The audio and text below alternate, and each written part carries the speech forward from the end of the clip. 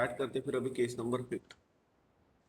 तो अभी तक अपन ने देखा शॉर्टकट में सबसे पहले यूनिट की जब शुरुआत किया था तब ओएलडी में आप लोगों को सारे डेफिनेशन अभी बहुत अच्छे से क्लियर हो गए, कहीं डाउट नहीं है। इक्वेशन क्या रहता है, डिफरेंशियल इक्वेशन क्या रहता है, लीनियर डिफरेंशियल इक्वेशन, ऑर्डिनरी, फिर पार्शियल क्या रहता है, ऑर्डर डिग्री कैसे निकालते हैं, general solution, solution complete solution कैसा रहता है, ये सगळं व्यवस्थित क्लियर है। फिर जो भी अपन जितने भी प्रॉब्लम ये लेसन के अंदर सॉल्व करेंगे वो सभी के सभी प्रॉब्लम का फॉर्मेट कैसा रहेगा, उसको आगे सॉल्व कैसे करेंगे, इसका एक अपन ने जनरलाइज वे भी निकाला था, ये भी आप लोगों को क्लियर है बहुत अच्छे से। फिर उसके बाद we are started with CF. तो सीएफ के बहुत सारे प्रॉब्लम लिए, और एक बात कि सीएफ तो आप लोगों को हर प्रॉब्लम में निकालना ही है। तो ऑलमोस्ट अभी तक अगर सपोज बात करते हैं सीएफ के, अपन ने 35-36 प्रॉब्लम लिए, है ना, ऑलमोस्ट 40 प्रॉब्लम हो गए सीएफ के, ऐसा समझो। उसके बाद मैंने आप लोगों के shortcut method of finding pi start किया। तो वो शॉर्टकट मेथड में एवरेजली हर इसमें 4 क्वेश्चंस, तो ये हिसाब से अगर मैंने 7 एक केसेस लिए तो 30 to 35 प्रॉब्लम शुरू हो गए, यानी ऑलमोस्ट आपके 70 नंबर ऑफ प्रॉब्लम्स हो गए, ज़्यादा 70 प्लस प्रॉब्लम हो गए। तो 70 प्लस प्रॉब्लम में आप लोगों ने सीएफ निकाला। आई थिंक सो अपना वेरिएशन ऑफ पैरामीटर टॉपिक उधर चल रहा है, तो वेरिएशन ऑफ पैरामीटर टॉपिक के भी ऑलमोस्ट 10 एक प्रॉब्लम हो गए। प्रणव हाउ बोलते जाते, बरोबर है, तो 80 प्रॉब्लम हो गए, 80। तो बरोबर आहे. इतने 80-85 प्रॉब्लम में आप लोगों ने सीएफ निकाला, बरोबर है। तो अभी सीएफ में तो कोई डाउट आप लोगों को है नहीं। तो कल अपन ने तो फर्स्ट केस क्या थी, capital X equals to e raise to X, जहाँ जहाँ पे डी है वहाँ पे ए पुट करो। सेकंड केस थी sine x plus B cos x plus B, D square के जगह पे minus A square. Third case थी sine of H X plus B cos of H X plus B, D square के जगह पे ए square. फिर अपन ने देखा फोर्थ फोर्थ केस कल देखा अपन ने शाम में। तो फोर्थ केस में देखा था कि जो भी कैपिटल एक्स है वो अगर एक्स रेस टू एम है तो फोर्थ केस, ये केस में आप लोगों ने एफ ऑफ डी का इन्वर्स करना है, लेकिन डायरेक्ट एफ ऑफ डी का इन्वर्स नहीं करना है, उसको पहले 1 प्लस या 1 माइनस एफ ऑफ डी लिख के फिर उसका इन्वर्स करना है, और फिर इन्वर्स करने के बाद उसको बाइनोमियल एक्सपांड करना है, और उसका बाइनोमियल एक्सपेंशन कहाँ तक करना है, एम तक करना है, बराबर है। और फिर एक्स रेस टू एम को अंदर मल्टीप्लाई करते हुए उसका डेरिवेटिव लेते हुए आगे आप लोगों को सॉल्व करना है, बराबर है। तो इतना अपन ने देख लिया था। फिर उसके बाद मैंने कल आप लोगों को सुबह में केस नंबर 6 और 7 भी पढ़ाया था। केस नंबर 6 में एक फॉर्मूला आप लोगों को याद रखना था, ये वाला।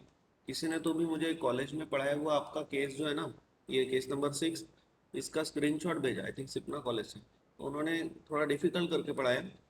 ये जो V upon F of D term है इसको अंदर मल्टीप्लाई किया, इसको भी और इसको भी, तो उससे प्रॉब्लम थोड़ा सा फिर लेंदी लगता है, डिफिकल्ट लगता है, तो ऐसा मत करो, ये फॉर्मूला याद रखो, राइट। तो ये हो गया। फिर केस नंबर 7 देखा अपन ने, capital X equals to A raise to X, right. तो इसमें डी के जगह पे आपको सिंपली लॉग ए सब्सटीट्यूट करना है, हो गया, राइट। इतना हो गया था। आज अपन देखते हैं केस नंबर 5। चलो समझ लो, केस नंबर 5 एकदम आसान है, अभी तक होप सो सारी केसेस आपको क्लियर हो गए। So case number 5, case number 5 last shortcut method की case. Case number 5, if capital X equals to e raise to the power A X into V, right. और यहाँ पे जो है ना V, V be any function of X, वही कार्यक्रम, V be any function of X. चलो समझ लो। तो ये टाइम पे पी आई कैसे निकालना है, then P I equals to, P I का फॉर्मूला रहता है 1/f(d) into capital X. So 1/f(d), capital X कितना है, capital X is e raise to the power A X into V, ये रहता है आपका कैपिटल एक्स, समझ गए। फिर अभी ध्यान देना,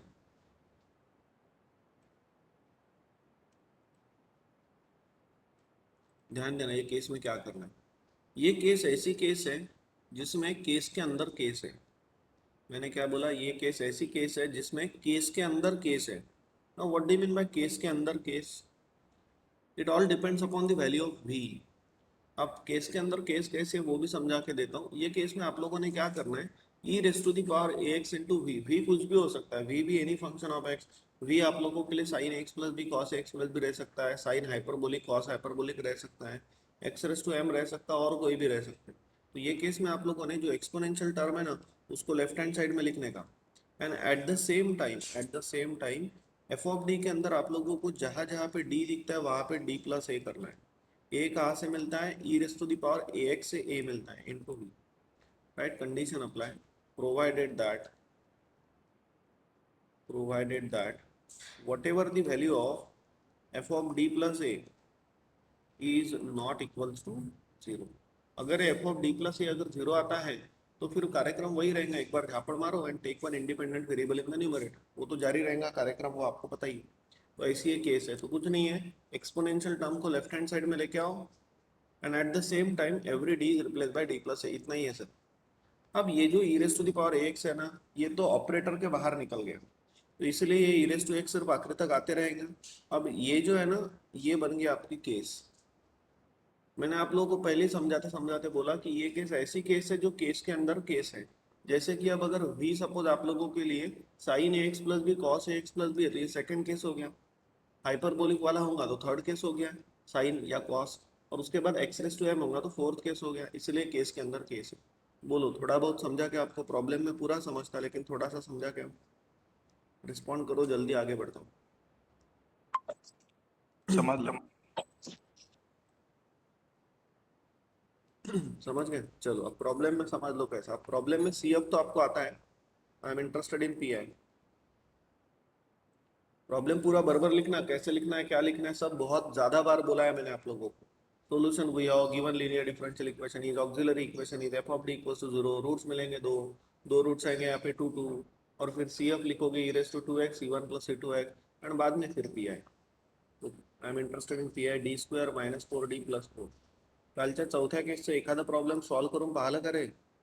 सॉल्व करके देखना था आप लोगों ने, वो डिफिकल्ट केस है थोड़ी, फोर्थ नंबर की केस, तो वो आप लोगों ने एक प्रॉब्लम तो भी सॉल्व करके देखना चाहिए था। मैंने आप लोगों को 2 क्वेश्चन दिए थे, एक भी जम गया ना।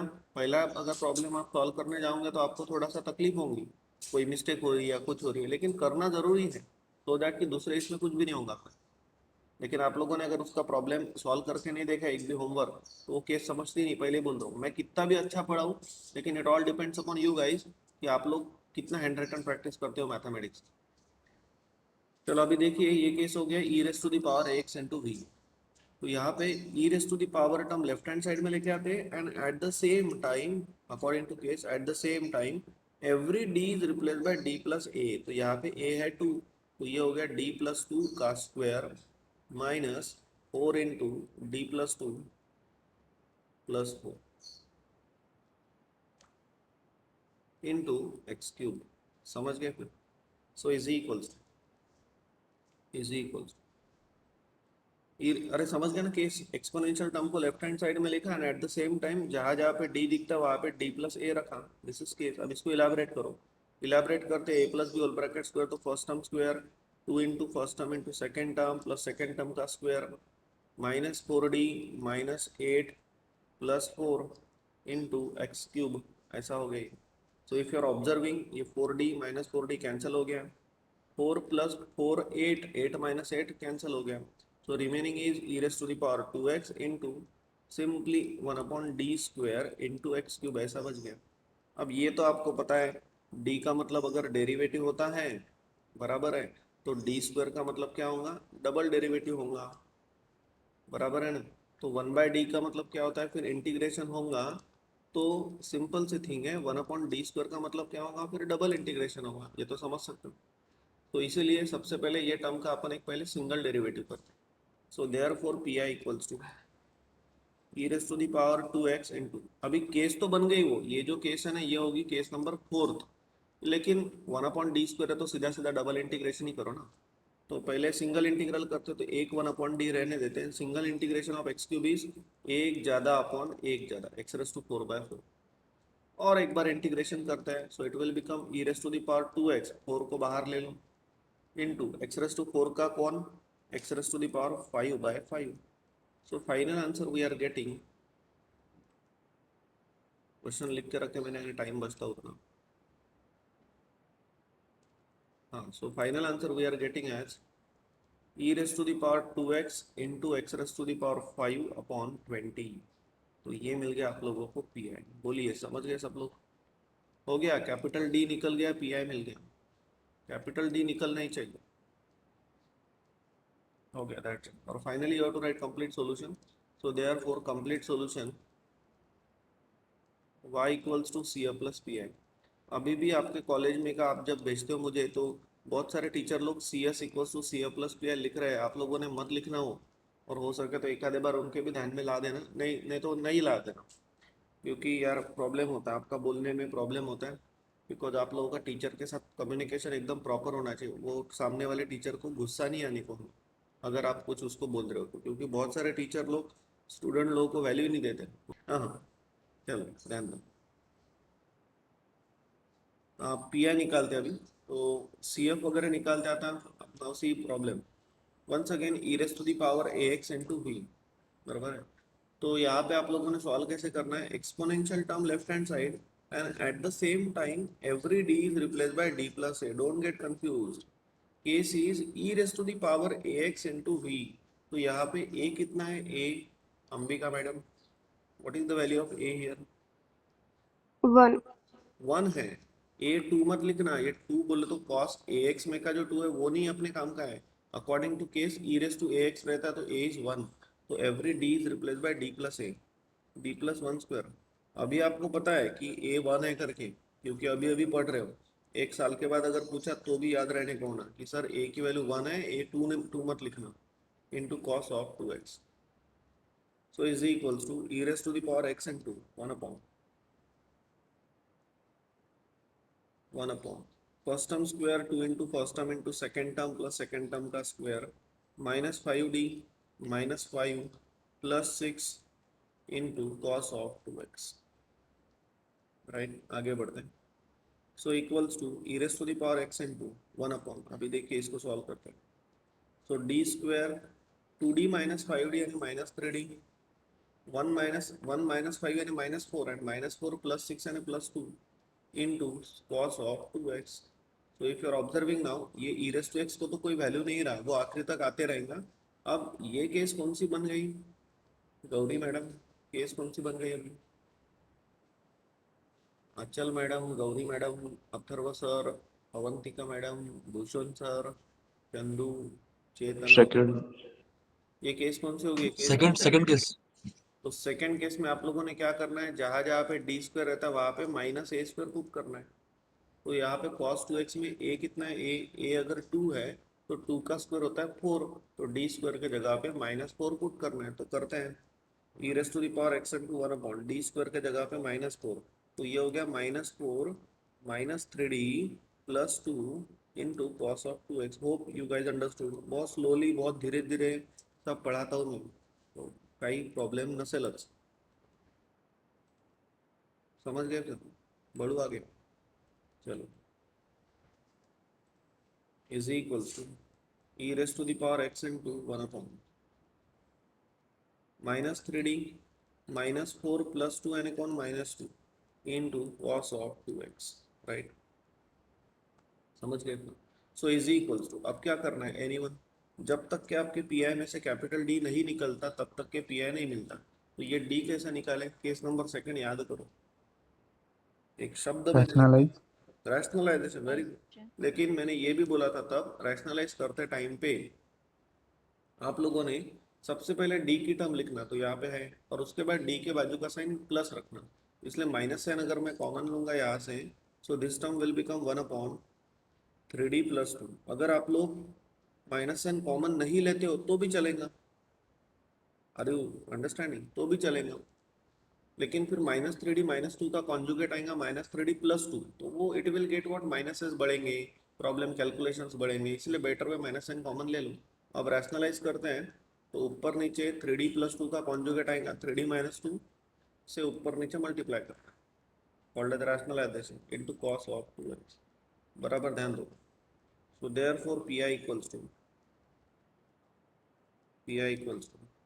Minus e raise to the power x and 2, numerator में क्या है, न्यूमरेटर में 3d माइनस 2, और डिनोमिनेटर में क्या है, डिनोमिनेटर में a plus b into a minus b, so it should be a square minus b square ऐसा into cos of 2x, isn't it, ऐसा हो गया। फिर आगे बढ़ते हैं, अब वापस से डी स्क्वायर के जगह पे माइनस 4 पुट करना है, बराबर देखना, डी स्क्वायर के जगह पे माइनस 4, तो minus 4 into 9 minus 36, minus 36 minus 4 minus 40, तो e raise to x upon minus 40, तो माइनस माइनस प्लस हो गया, तो सिर्फ 40, everyone got this, D square के जगह पे -4 पुट किया ना, तो -4 इंटू 9 -36, एंड -36 -4 -40, ये माइनस माइनस हो गया कैंसल, तो e raise to x upon 40 inside the bracket now. बराबर देखना, अभी सिर्फ ये बचा है और cos 2x बचा है,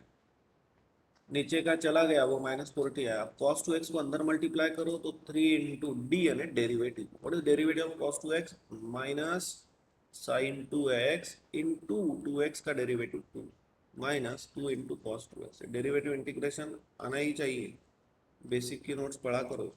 अब यहाँ से देखो, ये 2 अगर मैं कॉमन लेता हूँ, 2 अगर कॉमन लेता हूँ तो 2 अपॉन 40 यानी 20 हो गया, 20 हो गया। तो अंदर आएगा -3 sin 2x, तो माइनस भी कॉमन ले लेते हैं, तो ये आएगा फिर 3 sin 2x, माइनस भी कॉमन लिया तो प्लस 2 भी कॉमन लिया तो सिर्फ cos 2x। तो यहाँ से कैपिटल डी निकल गया, so you are getting this P I, और पी आई आप लोगों को मिल गया। समझ गए क्या सब लोग प्रॉब्लम कि कोई प्रॉब्लम है? चलो, कोई स्टेप में प्रॉब्लम है? Finally you have to write complete solution. Complete solution is y equals to C F plus P I. ये आप लोगों ने कर लेना। मैं ऐसा साइड में लिख रहा हूँ तो आप भी साइड में मत लिखना, एक के नीचे एक लिखना, ठीक है? आ गया फिर ध्यान में? तो और प्रॉब्लम प्रैक्टिस करते, एक और ले लेते हैं। ये बहुत इंपॉर्टेंट प्रॉब्लम है, लेकिन आपकी ऑफलाइन एग्जाम होती है तो इम्पोर्टेंट, ऑफलाइन नहीं होता है तो काय का इम्पोर्टेंट काय का क्या। अभी समझ लो, यहाँ पे जो प्रॉब्लम दिया ना ये वाला, ये इसको in terms of capital D आपको लिखते आता है। राइट हैंड साइड में आप लोगों को x into e raise to x into sine x दिख रहा है, तो इसको मैं e raise to x into x sine x ऐसा लिख लेता हूँ। So it will be just like a fifth case, e raise to x into we. बराबर है, v कितना है यहाँ पे? x into sine x. चलो, तो exponential term left hand side, at the same time every d is replace bye d plus a कितना है? 1, it will become d plus 1 का square minus 2 into D plus 1 plus 1। मेरा बहुत कम time में ज़्यादा पढ़ाना हो जाता है, इतने प्रॉब्लम होते नहीं, 1 घंटे में बहुत पढ़ाई हो जाती है 1 घंटे में। चलो आगे बढ़ते हैं। So e raise to x into 1 upon a plus B whole bracket square, तो a square plus twice a b plus b square minus 2d minus 2 plus 1 into x into sine x. Isn't it every? ये 2d minus 2d cancel हो गया, 1 plus 1 2 minus 2 cancel हो गया, so remaining is e raise to x into 1 upon D square into x sine x. तो ऐसा ही हो गया। अभी अभी मैंने समझा आप लोगों को पहले प्रॉब्लम में शायद, कि d का मतलब डेरिवेटिव, तो 1/d का मतलब इंटीग्रेशन, तो 1/d स्क्वायर का मतलब डबल इंटीग्रेशन। तो पहले सिंगल इंटीग्रेशन करते हैं, तो e raise to x into 1 upon d into single integration of x sine x. अब एक्स साइन एक्स का इंटीग्रेशन करना है ना, यहाँ पे लगता है बाय पार्ट्स। कल अपन ने जो वीओपी का प्रॉब्लम मैंने आप लोगों को समझा के दिया, वो वीओपी के प्रॉब्लम में इधर है, प्रॉब्लम यही है। देखो इधर भी था वीओपी के प्रॉब्लम में, टी साइन टी आया था, मुझे याद है। कल आपकी बैच नहीं है लिया हुआ प्रॉब्लम वीओपी, इधर कहीं तो भी था, टी पुट किया था। हाँ ये देखो, ये t sine t by parts लगाया था ना यहाँ पे, कल भी बोला था टी साइन टी। और आज के प्रॉब्लम में क्या आ गया? आज के प्रॉब्लम में आ गया एक्स साइन एक्स। तो एक ही तो बात है यार, टी साइन टी बोलो कि एक्स साइन एक्स बोलो, एक ही है ना।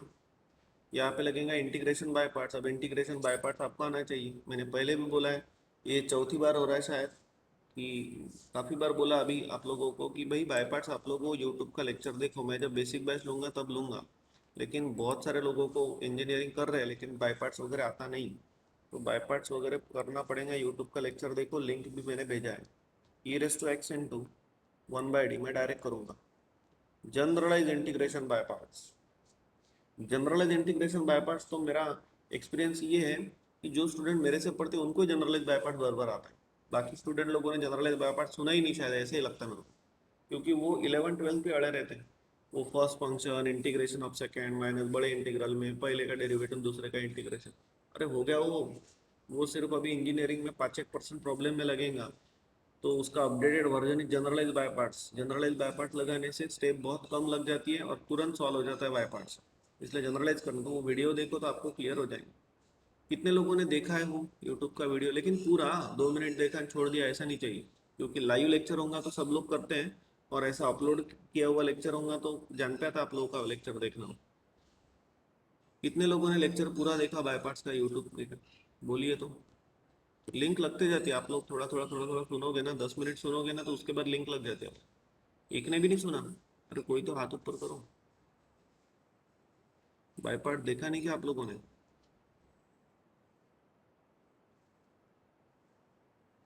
किसी ने भी नहीं किया? और ये यश भारसाकड़े देखा नहीं क्या तुमने लेक्चर? आंचल, नहीं सर, अथर्व, अबे बघते देखना सर. फिर बाय पार्ट्स कैसा आएगा। अभी मैं यहाँ पे लिखता हूँ, first function single integration of second sine का माइनस कॉस एक्स, माइनस पहले का डेरिवेटिव 1, दूसरे का डबल इंटीग्रेशन यानी माइनस साइन एक्स। क्या समझा आपको? समझा क्या आपको? समझ भी सकता है, समझा क्या आपको? हेलो यश, आपको समझा क्या क्या क्या मैंने? अरे यश, यस सर. समझ गया ना जनरलाइज बाय पार्ट से? आपको आना तो चाहिए ही, क्योंकि सेकेंड ईयर इंजीनियरिंग स्टूडेंट हो, लेकिन मेरा पर्सनल ओपिनियन ये इतने स्टूडेंट पढ़ाने के बाद कि आता नहीं बाय पार्ट बहुत लोगों को। 90% अबव जनता नहीं आता बाय पार्ट। तो आप लोग को प्लीज लेक्चर देखो तो आपको ये समझ जाएगा, लेकिन आप देखो तो सही 15-20 मिनट निकाल के दो वो लेक्चर।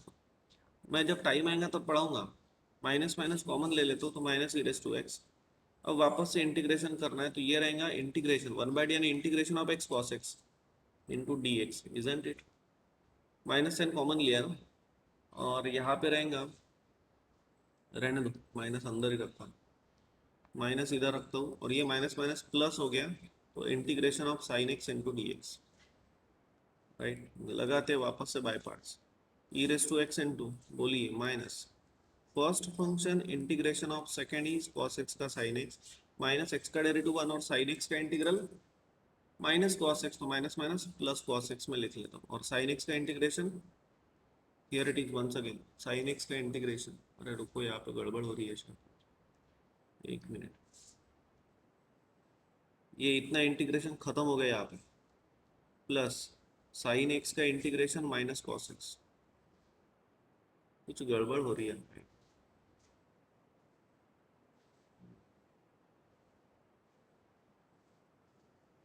दोनों माइनस, हाँ ठीक है, साइन एक्स का इंटीग्रेशन माइनस कॉस, सही है। And so therefore we are getting e raise to x inside the bracket, minus अंदर मल्टीप्लाई करो तो minus x into sine x minus cos x plus minus minus cos x. Right, you can take minus sign common outside also. So अगर आप लोग minus sign common लेते हो तो it will become minus e raise to x, अंदर आएगा x sine x plus cos x यानी plus 2 cos x। तो ये मिल गया आप लोगों को पी आई, कैपिटल डी निकल गया, पी आई मिल गया। Finally you have to write the complete solution y equals to C plus c. तो बोलिए केस समझे कि ये 5वें नंबर क्यों? कोणाला काही डाउट है क्या? तो कंप्लीट सॉल्यूशन ये लिख लेना आप लोगों ने, y equals to C plus P. समझ गए फिर केस? बहुत फ्लुएंटली, बहुत धीरे धीरे, इजीली, एकदम एकदम सॉफ्टली केस अपनी खत्म हो गई, पता भी नहीं लगा। समझ गए फिर? आपके कॉलेज में इतने कम लेक्चर में शायद हो भी गया होगा, ये सब कुछ खत्म भी हुआ होगा शायद, शायद आई डोंट नो। मैं एक एक लेक्चर बराबर आपको लेके जा रहा हूँ, तो धीरे धीरे ही चलने में मजा है, एकदम से दौड़ के मजा नहीं है। सिलेबस पूरा मस्त कंप्लीट होता है अपना, डोंट वरी, बस मैं जैसा बोल रहा हूँ वैसा चलने दो। तो समझ गए फिर आप सभी लोग, राइट? तो चलो आज अपन यहीं पे रुकते दिन